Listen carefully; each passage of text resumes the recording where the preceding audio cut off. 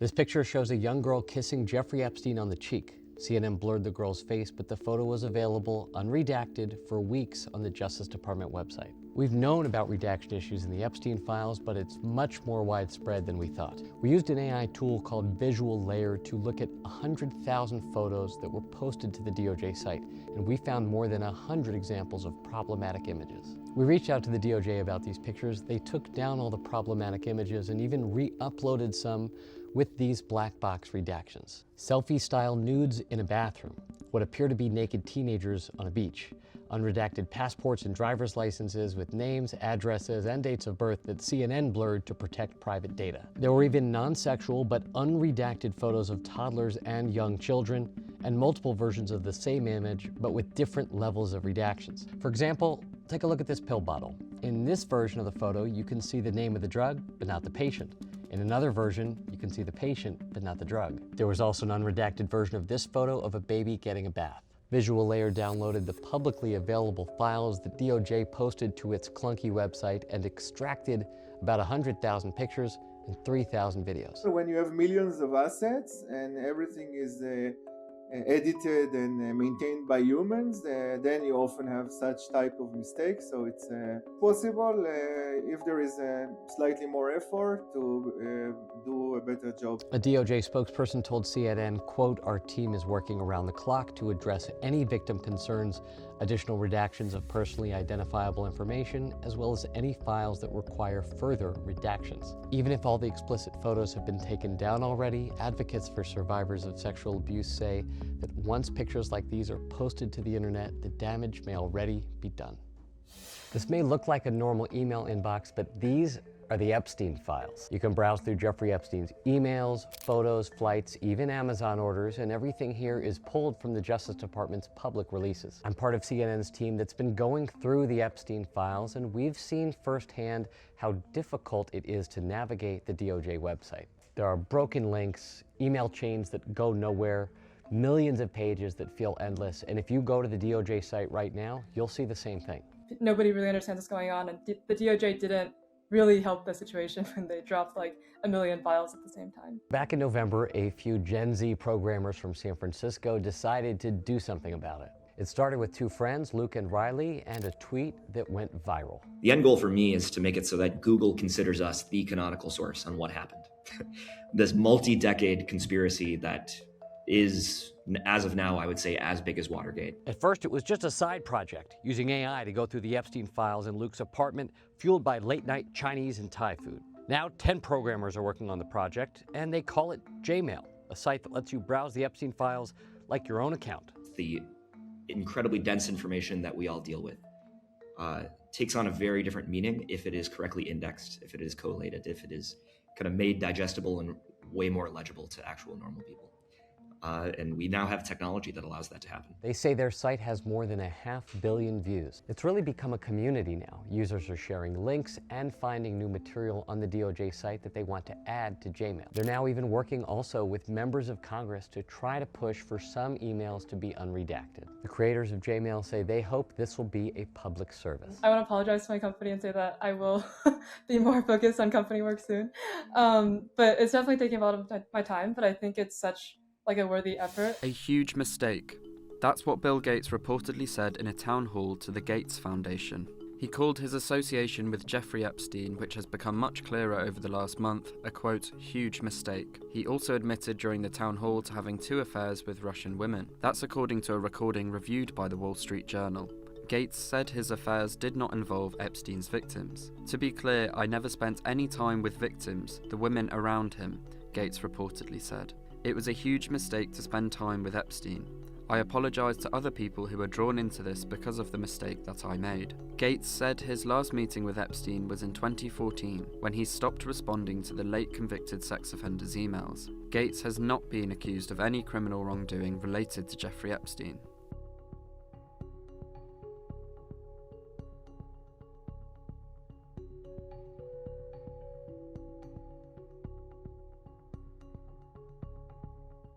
Arrestado el lunes por la Policía Metropolitana de Londres bajo sospecha de mala conducta en un cargo público, como tú ya bien señalabas, el exembajador de Reino Unido en Estados Unidos, Peter Mandelson salió en libertad bajo fianza. Imágenes de Reuters muestran el momento en el que el exfuncionario de 72 años regresó a casa la madrugada de este martes 24 de febrero. Mandelson, un veterano político del Partido Laborista, ha sido acusado de compartir información sensible sobre el mercado al delincuente sexual convicto Jeffrey Epstein cuando era secretario de negocios del gobierno de Reino Unido. El ex político fue despedido de su puesto como embajador en septiembre por el primer ministro británico Keir Starmer, luego de una publicación previa de archivos de Epstein que mostraban que había llamado al financiero mi mejor amigo en una nota escrita a mano por su cumpleaños número 50. Mandelson renunció a su escaño en la Cámara de los Comunes y al Partido Laborista a raíz de la publicación de los últimos archivos de Epstein. El escándalo de Mandelson provocó que importantes figuras del Partido Laborista pidieran la dimisión del primer ministro británico y también provocó la renuncia de algunos asesores clave de Starmer. De este lado del Atlántico, Iván, varios congresistas demócratas han anunciado que invitarán a mujeres que fueron abusadas por Epstein al informe de gobierno del presidente Donald Trump, que se llevará a cabo esta noche en Washington. Así lo dijo el representante demócrata de California, Eric Swalwell. Escuchemos sus palabras. Él va a ver a muchas sobrevivientes de Epstein. Llevaré a Teresa Helm. Durante 23 años ella ha buscado justicia contra Epstein y estará en la misma sala que el fiscal general, quizás el director del FBI, si ha regresado de Italia, y el presidente de Estados Unidos, exigiendo que finalmente se rindan cuentas.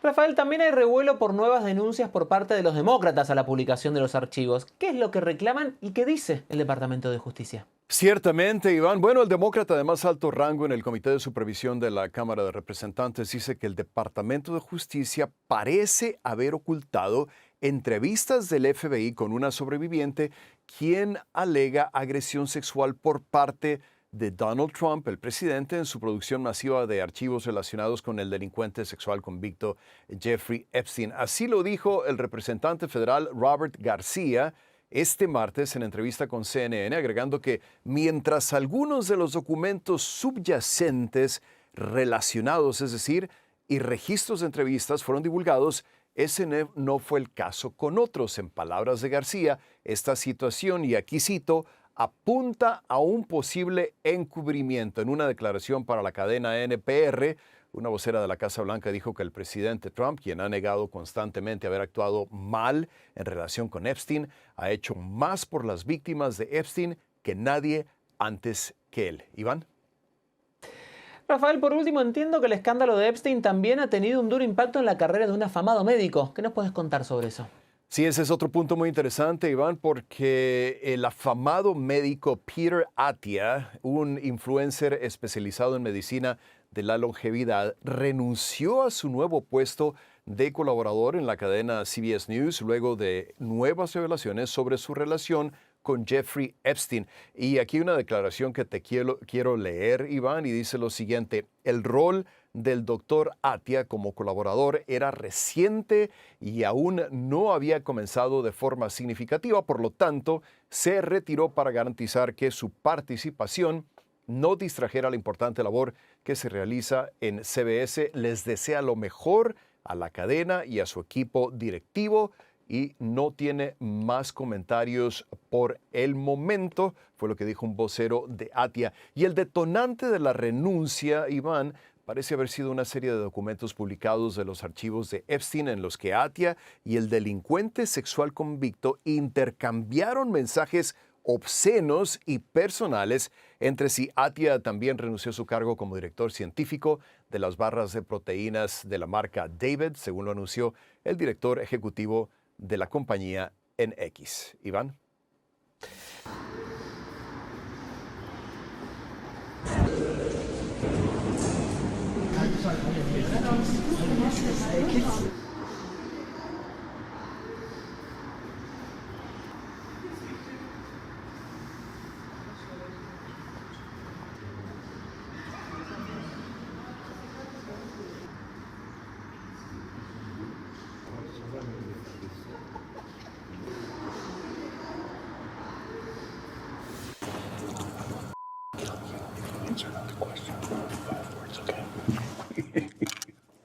video released Thursday of a 5-hour deposition of retail magnate Les Wexner shows the billionaire repeatedly insisting he knew nothing about Jeffrey Epstein's crimes, adding that law enforcement had never spoken with him. Did you at any time ever consider him to be a close friend? No. As I look back at it, I was conned by the world Olympic all-time con artist. And you look at, I read in the news all the people he knew, royalty, kings, princes, and all that. An incredible con artist. Has the FBI or DOJ ever directly contacted you or spoken to you about Not to my knowledge. Never. Never. Did you speak to any law enforcement agency of any kind regarding Jeffrey Epstein's investigation in New York in 2019? Never didn't. No, I don't remember ever talking to any law enforcement agency. At one point, his lawyer, Michael Levy, whispered some advice. Answer not the question. 5 words, okay?